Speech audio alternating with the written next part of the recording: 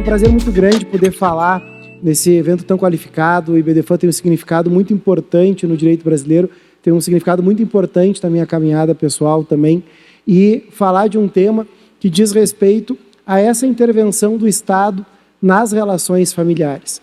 E é claro que aqui a ideia é que a gente possa não trabalhar por um viés de total omissão do Estado, até porque a gente tem na Constituição Federal, no artigo 226, a família como base da sociedade, mas sim a gente questionar sobre esse excesso de intervenção no espaço privado.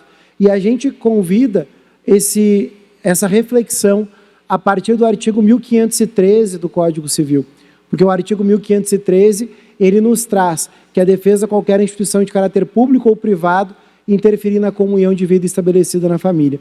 E a gente sabe o quanto isso é complexo, até porque a gente tem aqui, trago para vocês uma imagem de uma filmagem de casamento, que hoje muitos casais, inclusive, nem sequer mais contratam a filmagem.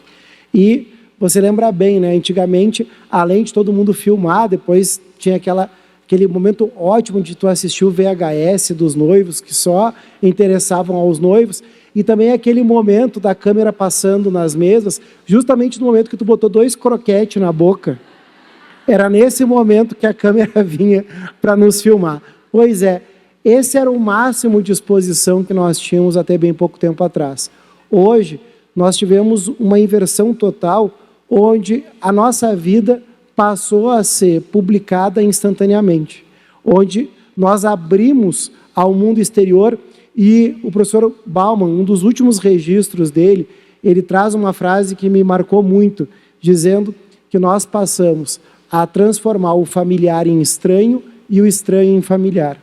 E isso traz esse excesso, reforçado até mesmo pela própria legislação, em um Estado que insiste em dizer quais são os afetos que são permitidos e quais são os afetos que são proibidos. Agora, será que não é momento da gente repensar esse excesso de intervenção? E aqui trago para vocês um trecho de um livro da historiadora francesa Michelle Perrault, que é uma das maiores autoras no que diz respeito a gênero por esse viés histórico, onde nesse livro ela traz justamente a história dos quartos, falando sobre toda a importância dele no caminhar das gerações. E veja que nesse trecho a Michelle Perrault diz que a porta ela tem um poder de admissão e de eleição. Do interior não se pode entrar nem bater.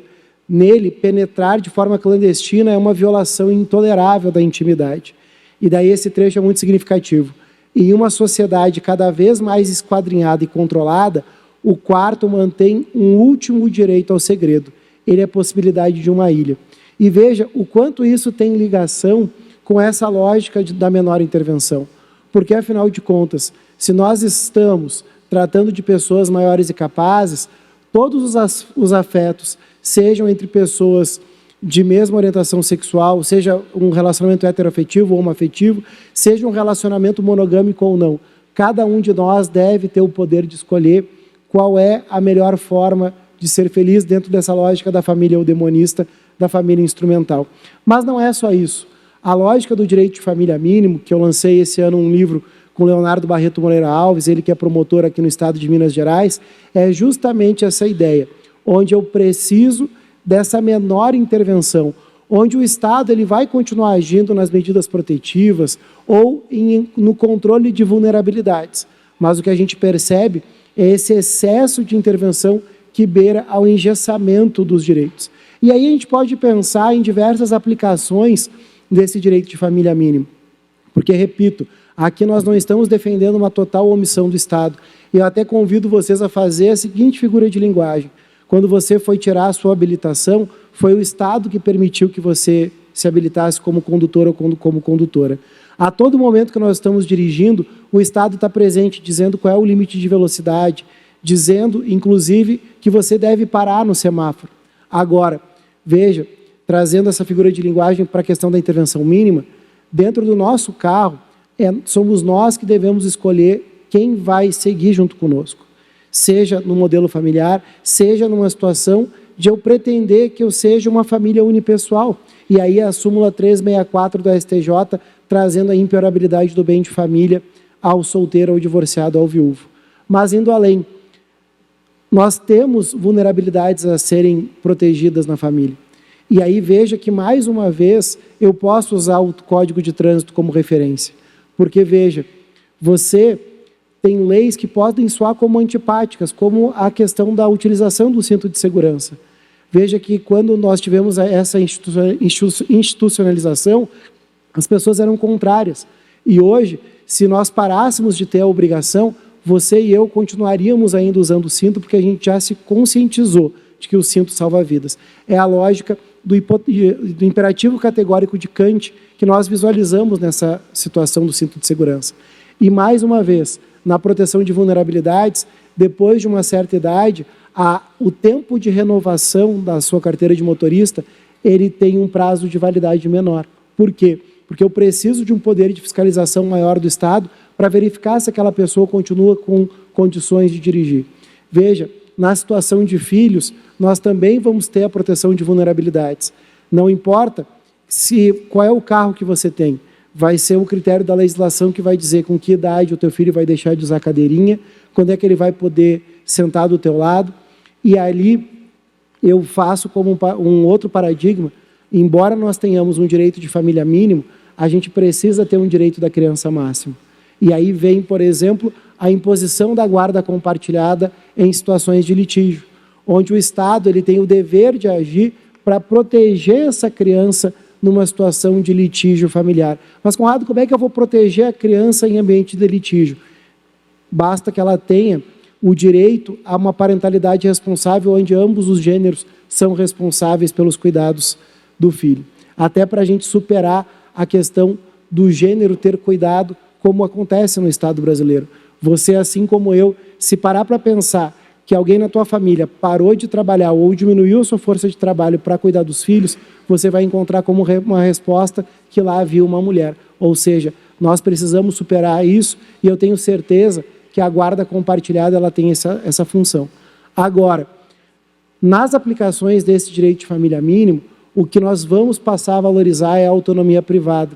E aí, diversas aplicações, entre elas, a possibilidade da renúncia da herança em pacto antinupcial ou em contrato de convivência. Porque se nós somos pessoas maiores e capazes e que nós desejamos que, da nossa relação, nós não queremos o patrimônio um do outro, nós só queremos levar o amor, não é o Estado que deve nos obrigar a ser herdeiro. E aí, sim, a importância de que a gente possa construir esse caminho. Também, nós pensarmos na autocuratela, porque, afinal de contas, todos nós somos curatelados em potencial. Porque a gente, a partir do olhar da alteridade com uma pessoa curatelada, a gente passaria a ter muito mais cautela a aplicar esse instituto e talvez começar a valorizar a tomada de decisão apoiada tão pouco utilizada. Mas eu, ainda enquanto pessoa capaz de escolher o meu curador e os viés, cada uma das características desse cuidado, sem dúvida, é o que deve prevalecer. Também a gente deve pensar na situação dos contratos pós-nupciais ou pós-convivenciais. Quantas vezes, depois da escolha do regime de bens, é que as pessoas são surpreendidas com alguns fatores que podem gerar um descontentamento? E cito como exemplo as pessoas que são casadas em comunhão parcial de bens e descobrem agora que o entendimento do STJ é de que a comunicação da previdência privada em caráter aberto vai ser aplicada para o seu caso. Ou seja, será que nós não poderíamos pactuar a exclusão dessas verbas mesmo durante o relacionamento?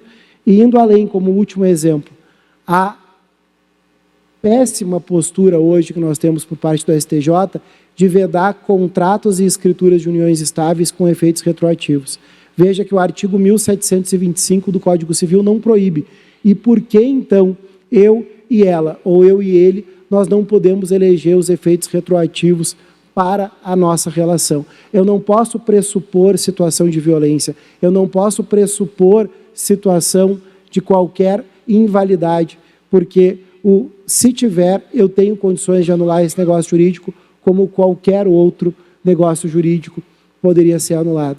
Mas eu vejo que nós precisamos, e é o papel, sem dúvida, das carreiras jurídicas, e aqui eu conclamo em especial os advogados e as advogadas, porque se nós nos contentássemos com a situação de que a lei proíbe, nós não teríamos o reconhecimento da união entre pessoas do mesmo sexo, nós não teríamos a filiação socioafetiva, ou seja, quem cria a jurisprudência não são os juízes, somos nós, advogados e advogadas, e nós precisamos ter essa coragem de transformar a realidade que está posta.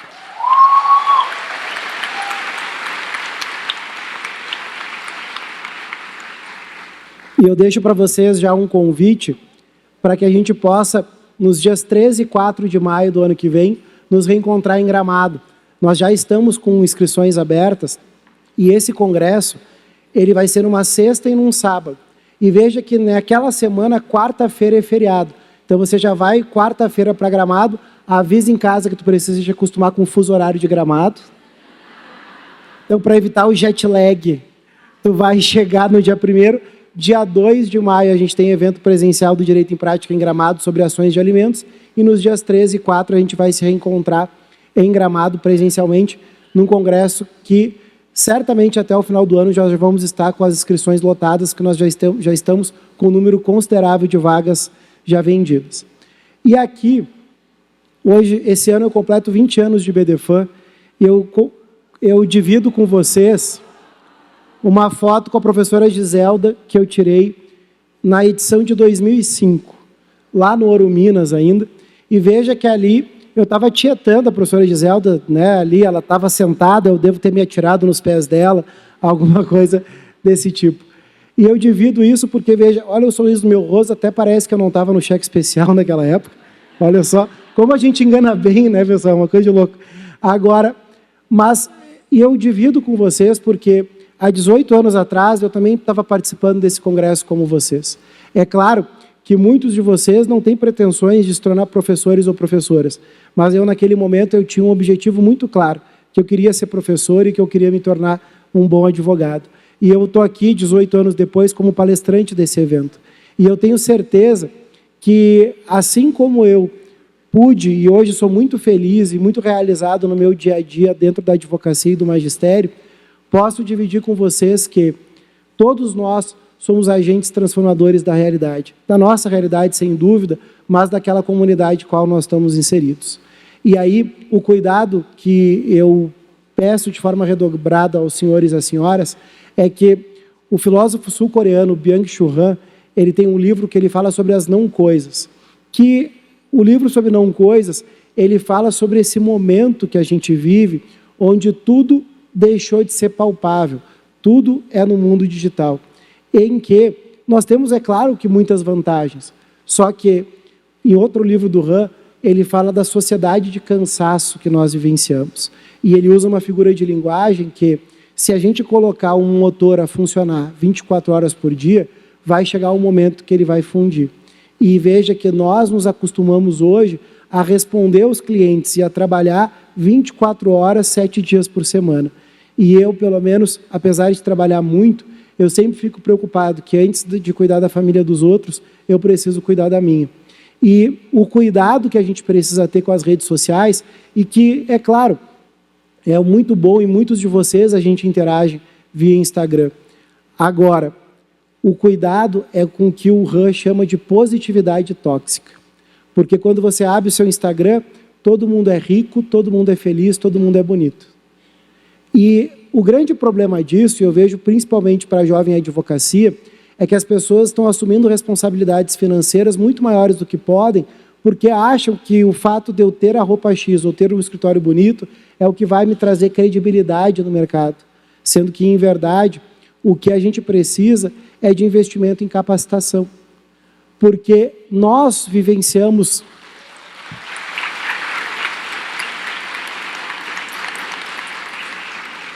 Porque nós vivenciamos uma era da informação, nunca foi tão fácil a gente se atualizar como na nossa época, só que não necessariamente nós nos transformamos numa era da formação.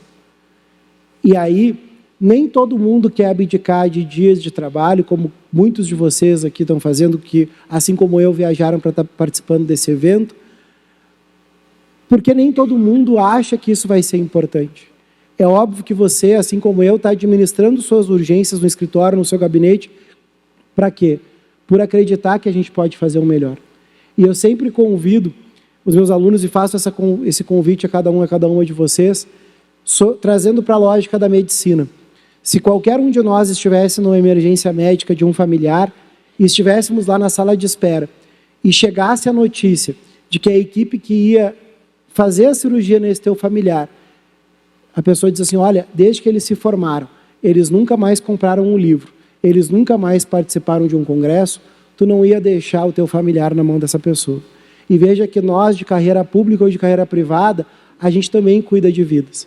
Então, a gente tem uma obrigação com o cuidado com as vidas que chegam até os nossos escritórios, os nossos gabinetes. É a ética da alteridade, de eu cuidar da vida do outro como eu gostaria que a minha fosse cuidada. E que a gente tenha sempre a humildade necessária de reconhecer que a gente não sabe tudo.